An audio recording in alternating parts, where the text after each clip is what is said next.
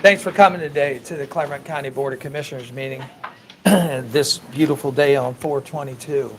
As we usually do with every meeting, we invite clergy here. Today, we do not have a participant to lead us in prayer, so I will do the honors. If you are so moved, please bow your heads and we'll get started. Lord, we thank you for this beautiful day that you've made. And Lord, we thank you for the opportunity to join here as a board of county commissioners and those representatives from the public and employees of the county. Lord, we just ask now as we get the opportunity to make decisions that make Clermont County a better place to live, work, and raise a family, we ask that the wisdom of Solomon be upon the folks who are here today that participate. Lord, we ask you to be with those who are in the legal and the law enforcement uniforms today.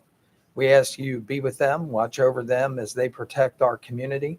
We ask you also put your hand of safety on those who are firefighters, paramedics, and EMTs who leave their family every morning to ensure our safety at the risk of their lives. We ask you be with those who are ill and afflicted and unable to join us at this meeting today. We ask your healing hand be laid upon them that they may be able to join us at a later date. We ask you bless all of those who are in the employ of Clermont County today. It's in Jesus Christ's name we pray. Amen. Amen. Commissioner Corcoran, if you'd lead us in the pledge. I pledge allegiance to the flag of the United States of America and to the republic for which it stands, one nation, under God, indivisible, with liberty and justice for all. I now call this meeting of Clermont County Board of Commissioners on 4/22 open. We'll start with the agenda that's been prepared for us with item number B, approval of regular session minutes. Board, I know you've had these minutes in advance, had an opportunity to review them.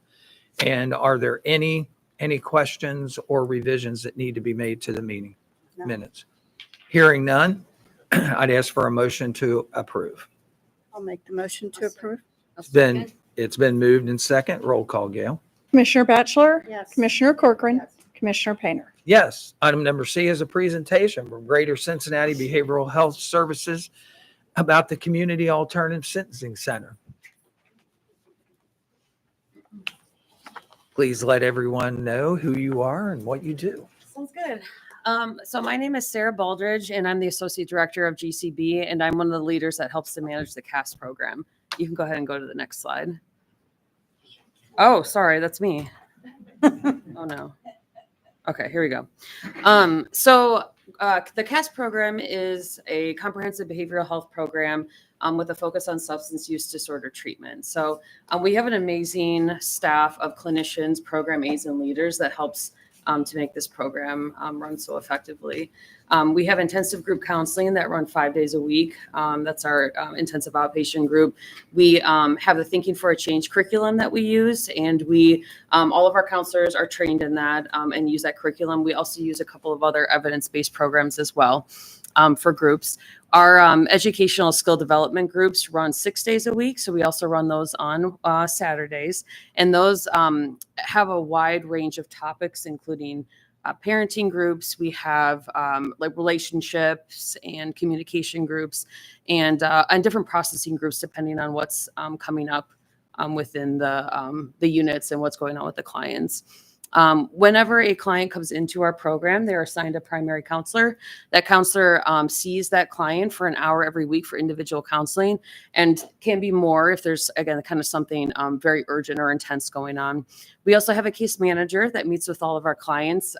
She helps to connect people to Medicaid and to benefits, and also talks with them about any like primary care, doctors that need to be connected with, dental care, things like that. We also provide medication-assisted treatment. We have a provider that comes in twice a week that meets with our clients. We have that option for clients to start on MAT medications, excuse me, such as Vivitrol or Subutex, or some of the buprenorphine shots are an option as well. So we have our doctor come in and, again, kind of talk to clients if they're interested in that. We also have psychiatric services. So we have a psych prescriber that comes in and meets with clients also if there's an interest in that. We have nursing services. So we have a nurse that is in our facility quite often, thankfully. So and she meets with the majority of our clients as well. And that is primary for acute things going on, and kind of helps to triage what needs to be done with clients that have medical things going on while in our program. We also have employment services. We have an embedded employment specialist. So she is in our program for 40 hours a week, and she runs groups and also meets with our clients individually, helps to connect them to care for employment services afterwards. We have peer recovery supports. So we have peers that come in, run groups, see people for individuals, and help kind of with that walking out of our program back into the community. They can remain a resource for our clients. And then community support. So we have AANA, Smart Recovery, and some other community support individuals that come into our program and provide groups and supports as well. Can you guys go to the next slide? Oh gosh, I keep thinking, I'm so sorry. Okay. I forget I have this right in front of me.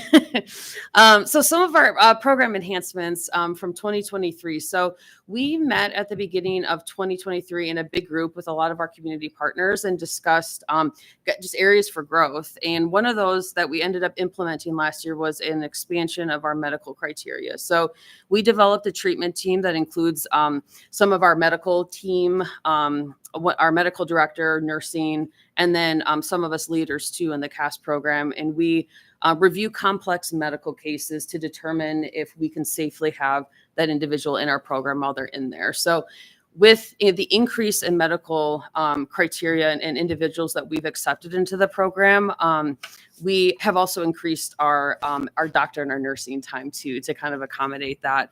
And that has actually increased, our census. And I think that has had a positive impact. The other program enhancement is our outpatient service track. So we now are able to have clients in our program on a less intensive treatment service track. So in terms of the client's experience, they're still experiencing the full CASC program. But a lot of times these individuals are there on a shorter stay. So, we're wrapping around services for those individuals and really focusing on that aftercare plan to make sure that they're connected to treatment when they leave the CASC program. And then something I'm very, very proud of is we sent 3 individuals from our agency on a very intensive training to become trainers for the Thinking for a Change curriculum. So it was a very intense, they did, there was hours virtual, and then we sent them to Colorado to do the in-person training. So now they are able to provide training on the Thinking for a Change curriculum. So they've done this twice so far since they have completed this training. And actually the second time just ended, and it was really neat. We offered that obviously to our staff at GCB, also to the probation department, the municipal probation department, Common Pleas, and actually some surrounding counties as well. We reached out to, and we had some individuals from Hamilton County participate in this training as well. Okay, so in terms of outcomes, so in 2023, we had 316 referrals with a 90% acceptance rate. In terms of individuals actually walking into our program in 2023, we had 215.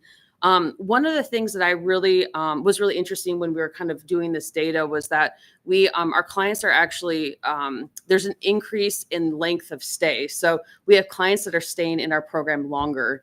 On average. So for males, 60% and females, 54% are in our program 30 days or longer in 2023. So we, as a treatment team, we really like to see that. We like to have clients as long as possible. And then our average daily census goes directly into the average daily cost. And so those both had a positive outcome for 2023. So on average, we had 18 males and 8 females on our units. So our maximum capacity is 25 and 12. And then the average daily cost was a decrease from last year at $65.68 per day. And then successful completion, you guys can see the percentages there. So one of the things that we kind of realized too is, we've accepted more complicated medical cases, which then resulted in some neutral discharges, which then took numbers away from our successful discharges, if that makes sense. So people can be discharged from our program successfully, which is obviously what we're hoping for. Neutrally, which is something like we had an individual who he went to the hospital like 3 or 4 times and had this very extensive like a medical follow-up that needed to be done. And it was something that we weren't able to safely manage in CASC. So that would be an example of a neutral discharge. And then an unsuccessful discharge, which typically looks like a rule violation or hitting one of our zero tolerance policies. But anyways, we had our successful completion rate when taking those things into account was a positive number. And then some further outcome numbers. So we always look at our individuals, our clients' connection to treatment after they leave CASC. And so 91% of men, 77% of women were connected to treatment after 90 days in CASC, or still at 90 days after being successfully discharged from the CASC program.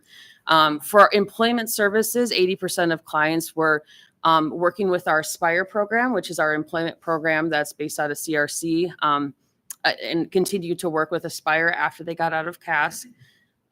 So that's also something that, was really beneficial. The other thing that we saw a lot of too in 2023 was our clients really working with our employment specialists to maintain employment while they're in CASC. So and helping them to apply for like FMLA and things like that so they could continue.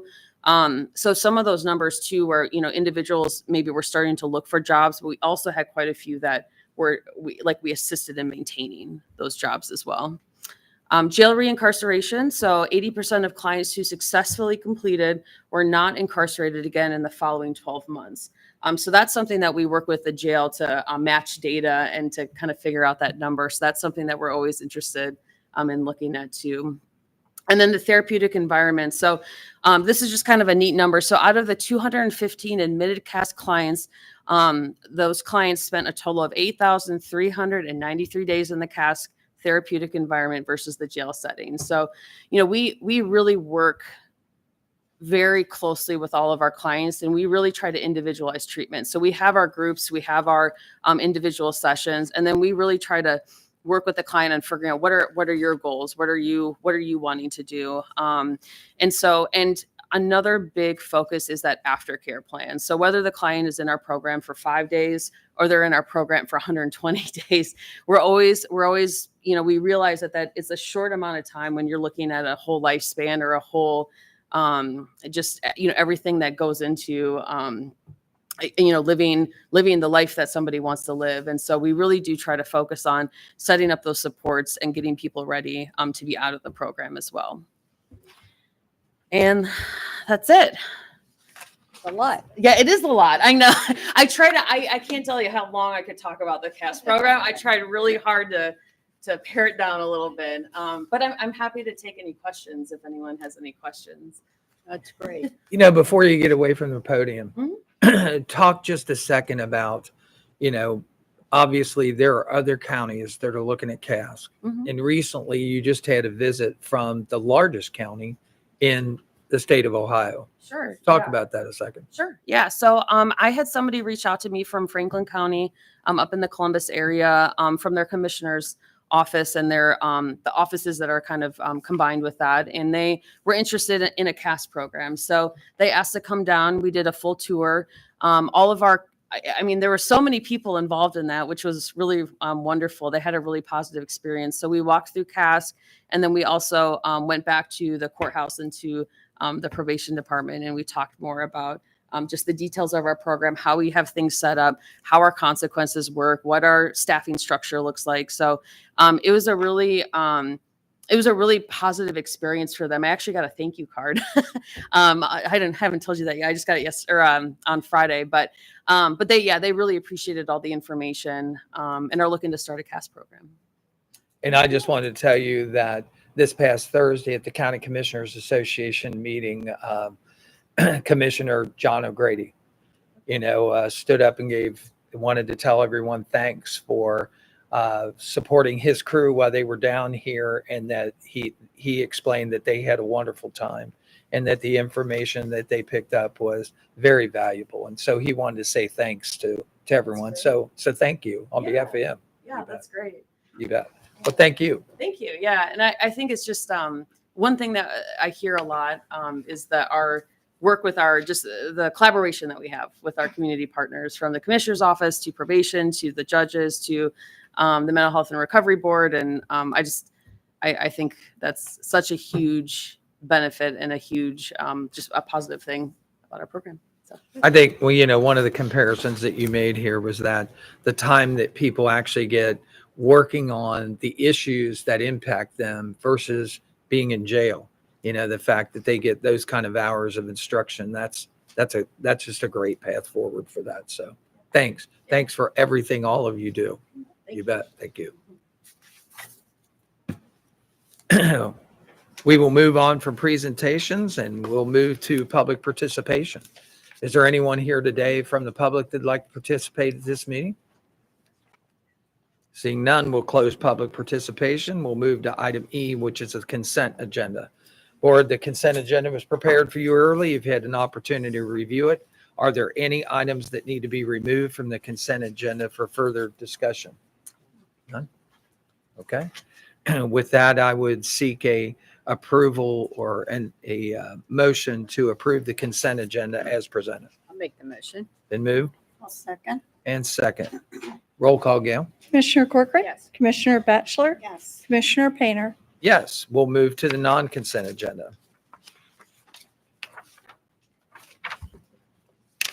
Non-consent agenda starts on page 3 at item number 5.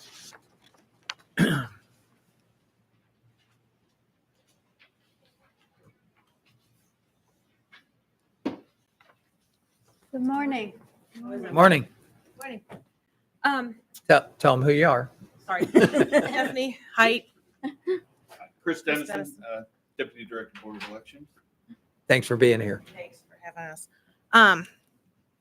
We come to you today because back in 2022, House Bill 45 provided grant money for new electronic poll books. Our poll books are old. We purchased our poll books back in 2015. So we've had a wonderful life with them.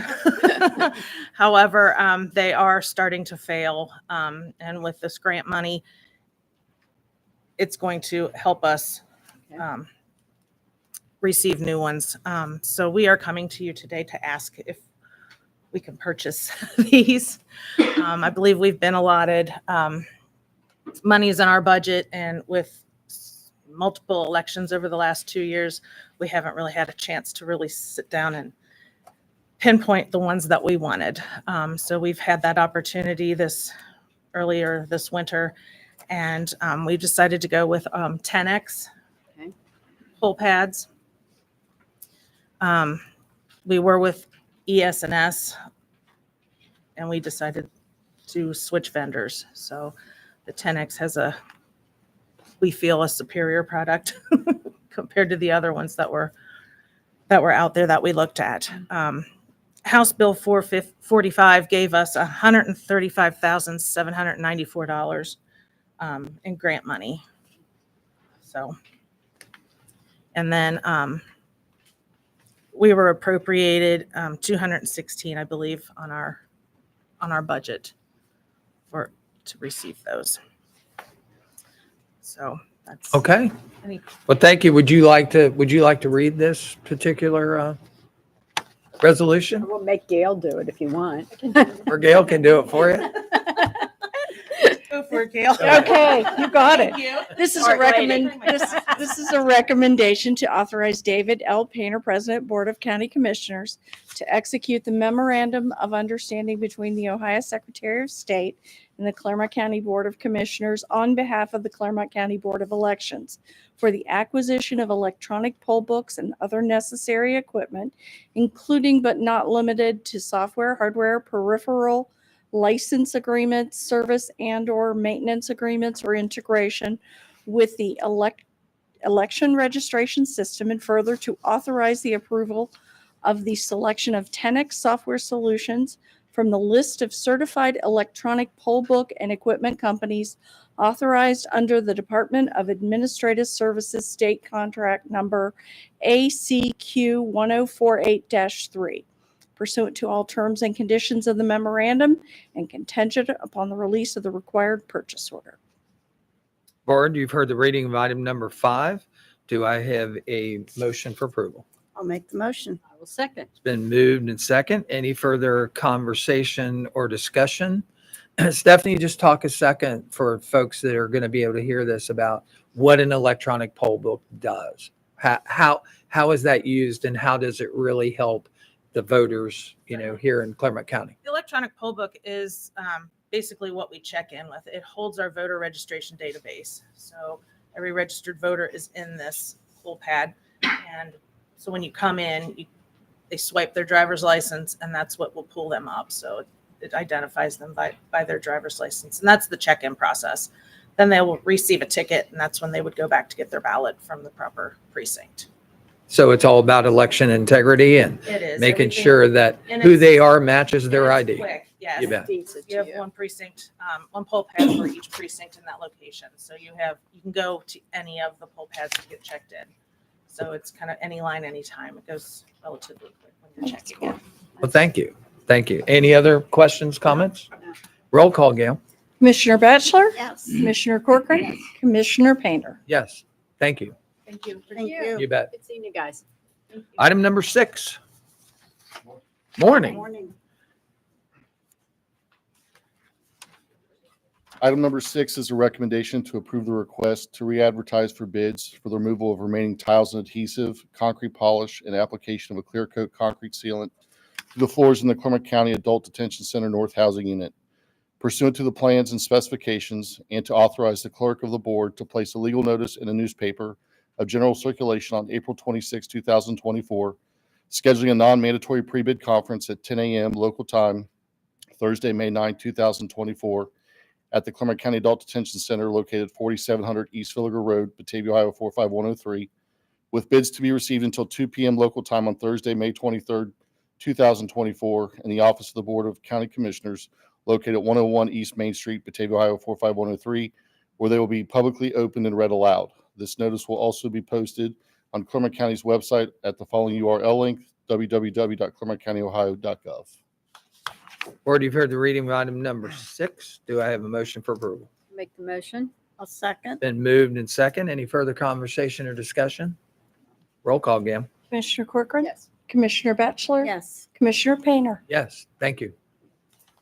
Item number 7. Morning, Suki. Morning.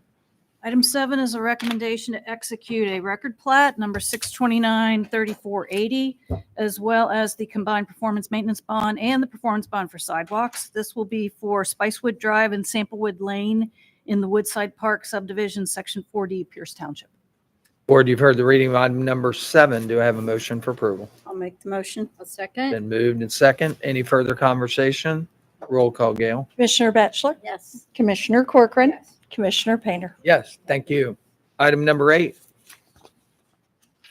Morning. Morning. Item number 8 is the recommendation to adopt resolution number 034-24, approving the Clermont County 911 plan as approved by the 911 Program Review Committee in Clermont County, Ohio on April 9th, 2024, in accordance with Ohio Revised Code Section 128. Board, you've heard the reading of item number 8. Do I have a motion for approval? I'll make the motion. I'll second. Been moved and second. Any further conversation? Roll call, Gail.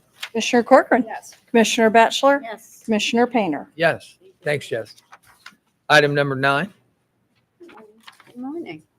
Item number 9 is a recommendation to authorize Kennedy Briggs Grants Coordinator to apply for the Energy Efficiency and Conservation Block Grant Program with the United States Department of Energy, 1000 Independence Avenue, Southwest Washington, D.C., 20585.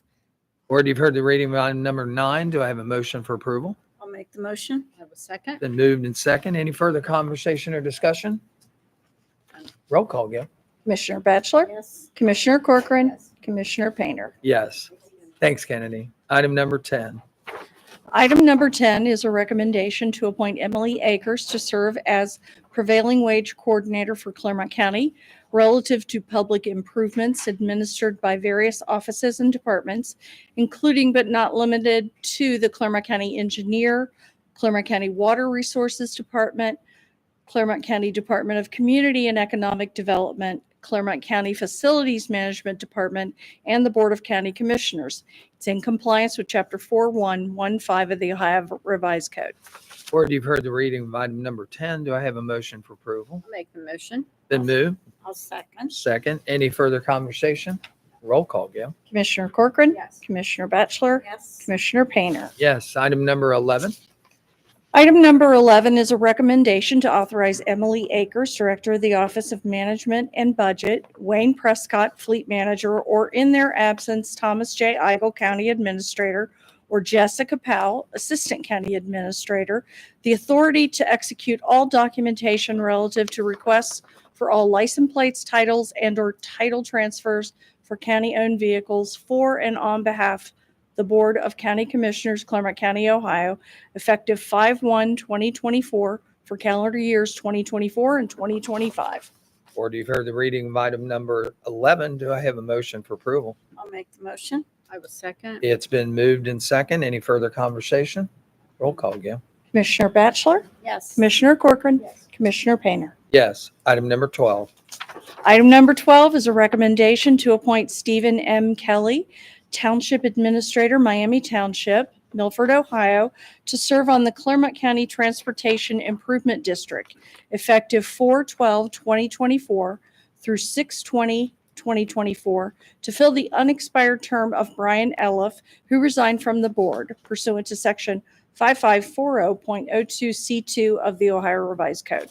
Board, you've heard the reading of item number 12. Do I have a motion for approval? I'll make the motion. I'll second. Been moved and second. Any further conversation? Roll call, Gail. Commissioner Corcoran, Yes. Commissioner Batchelor, Yes. Commissioner Painter. Yes. Item number 13. Item number 13 is a recommendation to authorize the clerk of the board to place a public notice in the Clermont Sun on Thursday, 4/24/2024, to publish the date, time, and location pursuant to Ohio Revised Code Section 303.58 for a public meeting to consider a request submitted by resolution from Wayne Township to declare the totality of the unincorporated portion of the township as a restricted area for construction of economically significant wind farms, large wind farms, and large solar facilities. The public meeting will be held during regular session on Wednesday, June 5th, 2024 at 10 o'clock local time in the office of the Board of County Commissioners, 101 East Main Street, Batavia, Ohio. Board, you've heard the reading of item number 13. Do I have a motion for approval? I'll make the motion. I'll second. It's been moved and second. Any further conversation or discussion? Gail, does this leave only one township or Is two? it two? There's But two. the two that, There's Pierce Have and Union, and Miami, right? Is it- and Miami. Right. Pierce and Miami. Oh, That's it. okay. Yeah, I Okay. think Union's in there.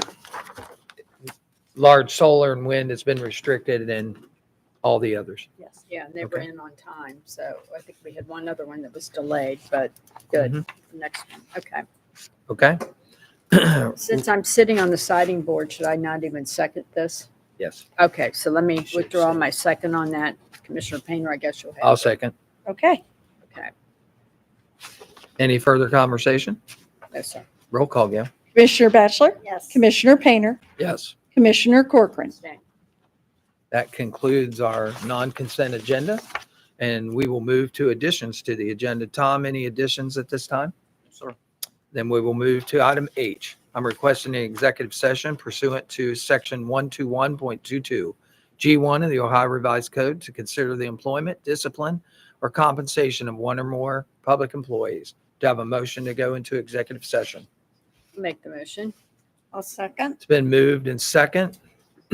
Any further discussion? Roll call, Gail. Commissioner Corcoran, Yes. Commissioner Batchelor, Yes. Commissioner Painter. Yes, we will move to executive session. We will return and we will conduct further business. Thank you.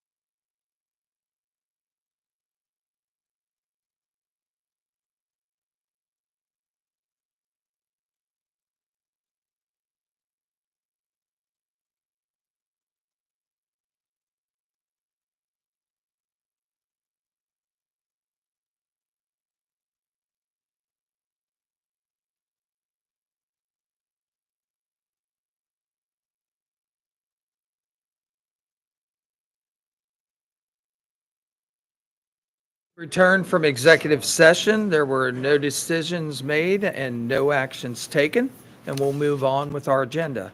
Item number I is county staff elected official discussions, Clermont County Facilities Management, Community and Economic Development. We're going to talk about the Carriage House. Is that correct?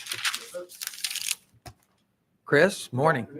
Afternoon. It is 12 o'clock. I looked down at my watch to Yeah. say if I was going to say good morning or good afternoon. Good afternoon. You bet. So I'm here to provide an update, discussion topic on the Carriage House, which I know you all know where that is, but for anybody that doesn't, it's the little building that's adjacent to our parking lot here. So I know there was discussion back in November on this. I think Facilities and Community and Economic Development gave an update. I'll just refresh everybody's memory on that, and then we can kind of go from there. So that property's been owned for the county, I think, for 20 plus years or so. And it was part of the Corcoran East property. It was subdivided, and now that's sitting on the parcel that has all of our county buildings on it right now. So right now it has no road frontage. The utilities, it's got its own electric meter, but I think the water and gas are still running from that building. There was like $90,000 at the time to get it on its own. So that was expensive. And my understanding is that we didn't want to move forward with that. And then the county talked with the village about maybe relocating the property somewhere, but the cost was very prohibitive. I think over $500,000 just to relocate that. So at that time, then we looked at it for space for departments, and it just wasn't feasible for that. So then there were some demolition bids received, and that's kind of where we left it. Other than I'll add in that if the board were to continue to look at the demolition of the property, we've talked with the Parks Department, and they would be able to use some of the timbers and the bricks in some sort of future park project so that could memorialize that property. And it has been looked at by the Historical Society, and it's not of any historical significance at this point. It's not on any registry. So I think we just wanted to bring it back to the board's attention to kind of further discuss this, further get your ideas for potential demolition or other uses. And I know we have Desmond from our office looked at it last year from community development, maybe land bank or demolition funds that didn't move forward, and he can kind of explain that. And I know we have facilities here who've kind of been spearheading that project. So at this time, entertain any questions, any direction from the board. What about any real estate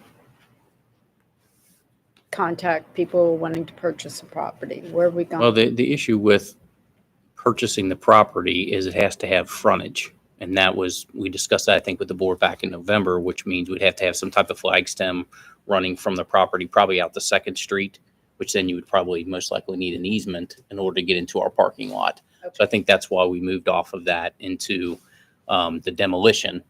And I think that's kind of where we left it. And I think we haven't really discussed it since then. We got some updated estimates, and kind of that's where it sits. So it's whether or not the board wants to move forward with just demolishing the property and then surplusing some of the timber and the brick to the park district.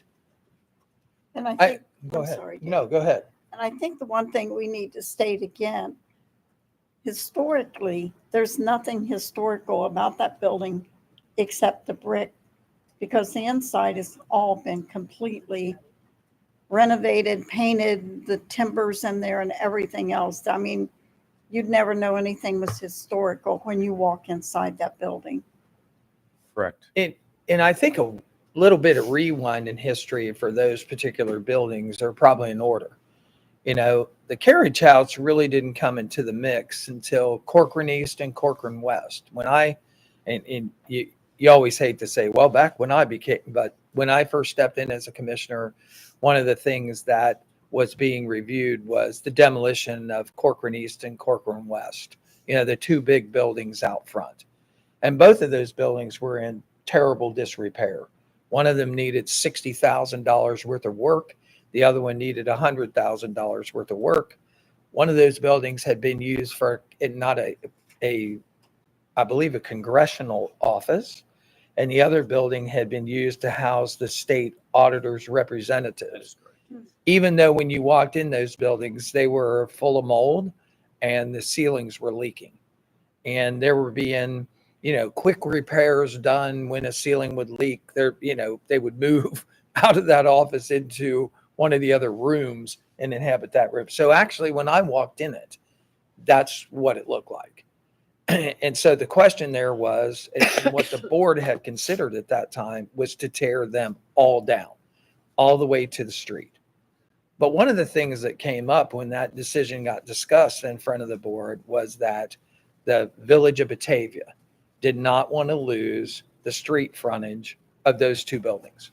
And they came to a board meeting and talked to the commissioners at that time and said, please don't tear those two buildings down. We have enough open spaces in that street. And that would make it even more difficult, in the future. So the board took a look at that with no consideration about the Carriage House. The consideration was Corcoran East and Corcoran West, and it was discussed on numerous occasions and finally decided that we would see if there was a potential buyer for those two buildings, that even though we couldn't have them make a commitment to renovate them, we were in hopes that they would renovate them and would be able to use them. And that happened. Those buildings went to, I believe, auction eventually, which is what the requirement is for a county to dispose of property like that. And a company bid them. Uber was the last name of that renovation company, and they rehabbed both of those buildings. And one of those buildings recently sold for $400,000. And neither one of those street spaces, both of those street spaces have remained occupied. And the original mission was to save those street spaces, and that has been done. But it was never a consideration not to remove the Carriage House. And the reason to remove the Carriage House was the fact that utilities run through that Carriage House. And I believe even now, maybe I'm wrong or right, we have had to contribute to the utilities cost of even the new owners' bills when it comes to electric and gas because of that. So there was a need there to separate the utilities. And then since to give them those two buildings, we had to give them that street frontage that went with those two buildings. And to be able to remove the Carriage House and separate the utilities, we put the Carriage House on the parcel that is the rest of the county buildings that are here, so that can be done.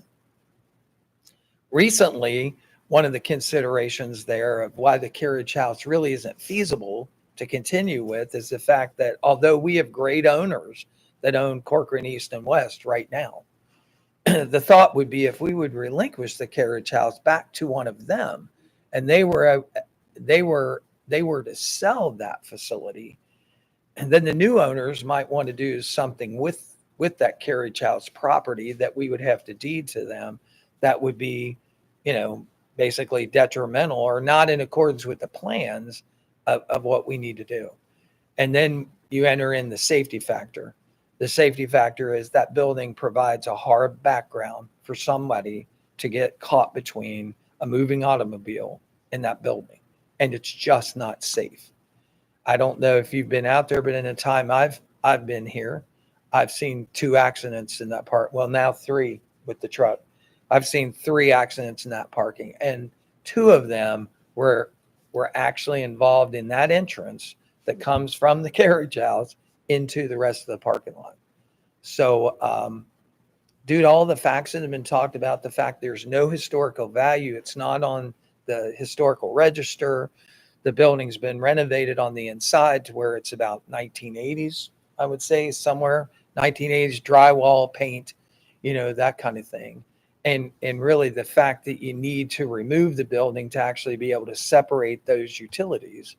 The only pathway I know is to just razz that building and then obviously save the brick to the park district and the timbers and let them incorporate it in that spirit and just clear that area and really not worry about having to make a flag alley out to the front of Main Street or over to 2nd Street. I mean, that's That's really where the conversation is here.